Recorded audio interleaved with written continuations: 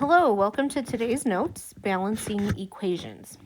Our learning objective for today is to be able to balance equations using a visual representation.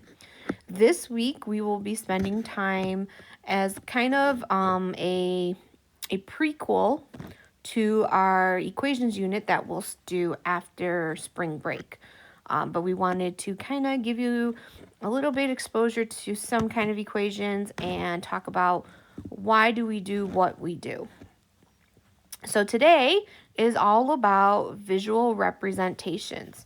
So if you look at the example you're given, we can see we're given what looks like a kind of like a justice scale. So if you guys have ever seen those scales where you've got kind of like that on each side, and then there's two things being held up, justice scale. It's also kind of very similar to the type of scales used in science, where you have the two plates on each side and you can tell what's balanced and what's not. This is the exact same idea. So we have two sides. We have one side here and one side here. What we're saying is that these two sides are equivalent.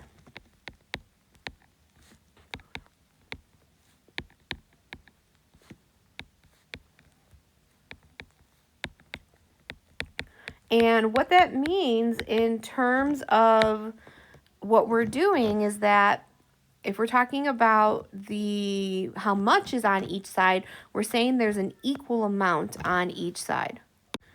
So throughout equation solving, the thing that we have to remember is that no matter what we do, we always want to keep both sides equal to each other. One side cannot have more than the other, because if it does, then it's no longer balanced.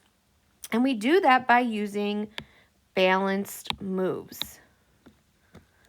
So a balanced move allows us to solve for the value of a pawn in this case, and I'll get more into that in a second. But balanced move changes the equation into a simpler equation step by step at the same time to keep the equations balanced. And what you're doing is you're removing like terms as you go along. So back to our example. On the left side, I see I have a pawn, which is just our little triangle, and a number cube with the number 3 in it. Now, we know the number cube has a value of 3, but the pawn, we don't know. This is our unknown. This is what we're trying to figure out. On the right side, we have a number cube that has a number 3 in it, and another number cube that has a number 9 in it.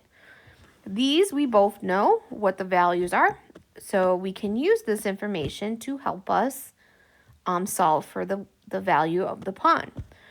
So how do we do that? Well, in this case, step 1, we're going to remove a 3 block from each side of the scale. So I'm getting rid of this 3 and this 3.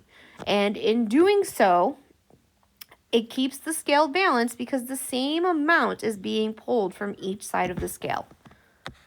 When I do that, I see I am now left with a scale on the left side, a pawn on the left side, and a number 9 on the right side. So if we know that both sides of the scale are equal to each other, that tells us the value of the pawn is 9. When we're equation solving, we don't really use pawns. We often use variables. So another way of saying that is x is equal to 9. Now, I know you may have thought to yourself, well, I didn't need to remove those 2 3s to just recognize that the 9 is equal to the pawn. And that's fabulous if you did notice that. The problem is that as we get into more complex equations, it's not going to be that easy to determine. So you need to practice removing as you go along. The other thing we're going to do is always check our work. So when we check, the first thing I do is I write an equation that matches what the scale said. So the scale in this case had a pawn plus a 3 on the left side, and a 3 plus a 9 on the right side. So we're asking ourselves, are these two sides equal to each other? Because if they are, then we solved it correctly. Now what we're going to do is we're going to substitute that 9 in. So I'm going to take the 9 and plug it in for the pawn. And now I have a 9 plus 3 on the left side and a 3 plus 9 on the right side. So again, we're asking ourselves if both sides of the equations are equal to each other. Finally, I'm going to go ahead and use some math to calculate each side of the scale of the equation. So on the left side, 9 plus 3 is 12. On the right side, 3 plus 9 is 12. So I do see, in fact, that 12 is equal to 12. So my checks out. Okay, let's take a look at another example. So this one starts with a pawn and a 7 on the left side, and then a 12 on the right side. So again, we have our unknown, which is the pawn, and that's what we're trying to solve for. So the first thing I'm going to do is I'm going to break up the 12. And the reason for that is I know I need to remove 7 from the left side. But if I remove 7 from the left side, I have to also move it from the right side. So that means I need to break this up. So break up so that one of the cubes is 7.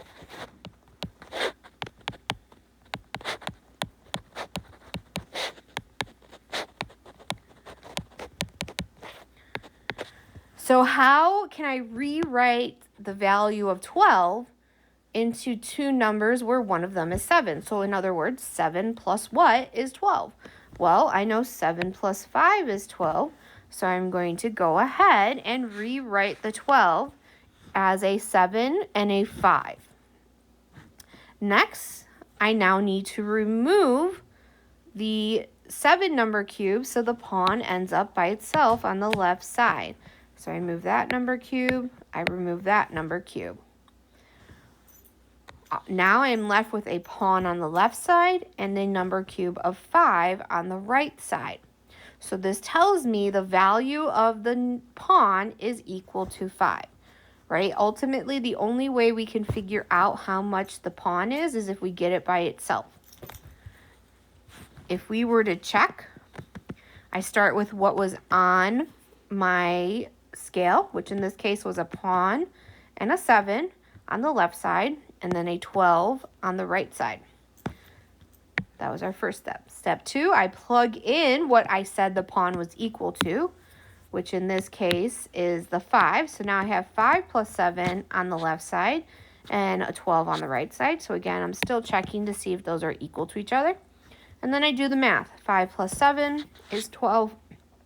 So I see that 12 does equal 12, and it checks out. All right, so let's take a look at the next page.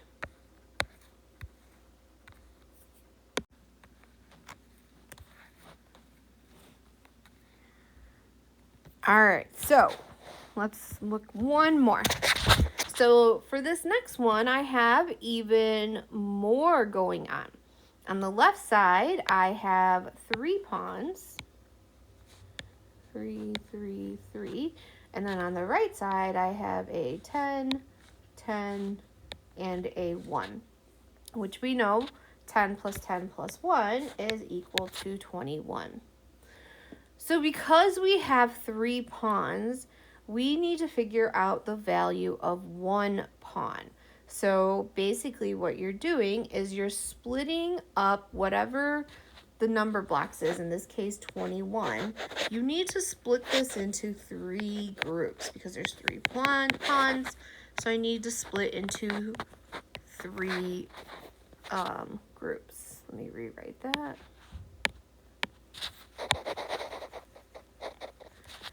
So split into 3 groups.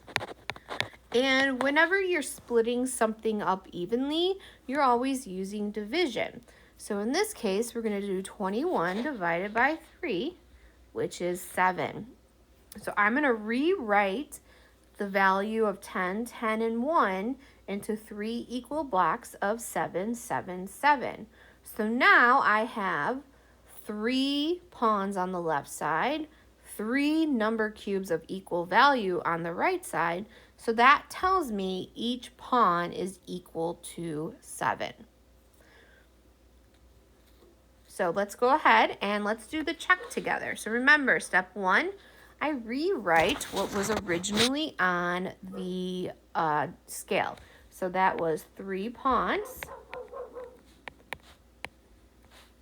and then a 10, 10, and 1. Step 2 is I plug in what I said my value of one pawn is. So I said a pawn was 7. So I'm going to rewrite this as 7 plus 7 plus 7. And then I still have my 10 plus 10 plus 1. Step 3, use your calculator to check and add things up. 7 plus 7 plus 7 is equal to 21. 10 plus 10 plus 1 is also equal to 21. So I can see that they do check out. So we have one more problem that I would like for you to try on your own.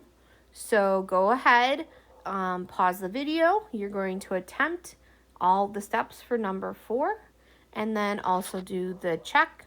And then when you're ready, we can go ahead and press play, and I'll show you what it should be. All right, so let's go ahead and take a look. So for this problem, I see I have 3 pawns on the left. 1, 2, 3.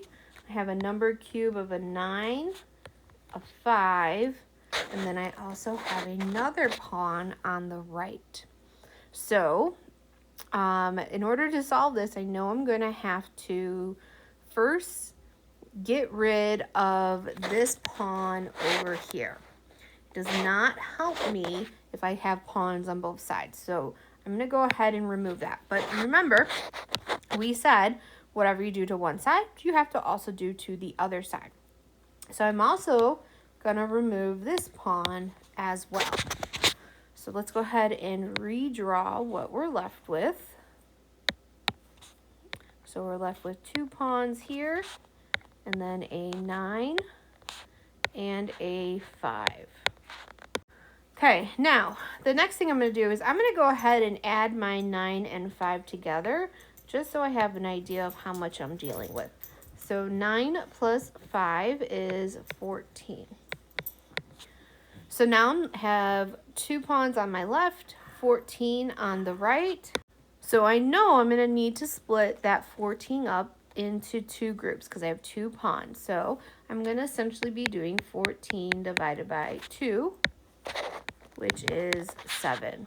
So that means by splitting 14 up into 2 equal pawns, I can see that one pawn is equal to 7, or in other words, x is equal to 7. Let's go ahead and check.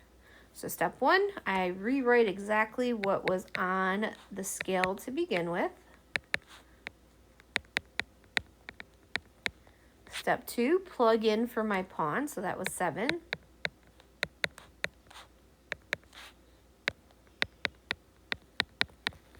And then step 3, I add everything together. So 7 plus 7 plus 7 is 21. 9 plus 5 is 14. 14 plus 7 is also 21. So I see it checks out. So that's it for this lesson. Tomorrow you will be continuing to look at more hands-on equation stuff. So go ahead, submit these notes for credit, and then you're going to go ahead and get started on the review, not the review worksheet, sorry, on the worksheet that goes along with today's lesson. Thanks.